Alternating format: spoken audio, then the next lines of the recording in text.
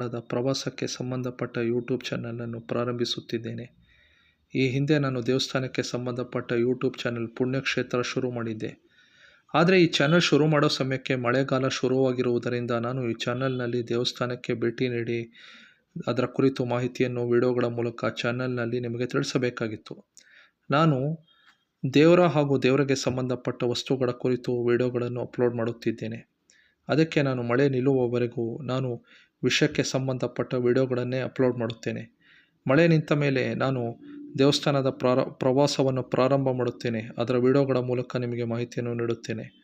ನನ್ನ ಪೂರ್ಣ ಪ್ರಮಾಣದ ಪ್ರವಾಸದ ಯೂಟ್ಯೂಬ್ ಚಾನಲ್ ದ ಟ್ರಾವೆಲ್ ವರ್ಲ್ಡ್ನ ಮೊದಲ ವಿಡಿಯೋ ಮಳೆ ಮುಗಿದ ಮೇಲೆ ಅಪ್ಲೋಡ್ ಮಾಡುತ್ತೇನೆ. ನಿಮ್ಮ ಶುಭ ಹಾರೈಕೆಗಳೊಂದಿಗೆ ಧನ್ಯವಾದಗಳು. ನಿಮ್ಮ ಪ್ರದೀಪ್ ಯಾದವ್.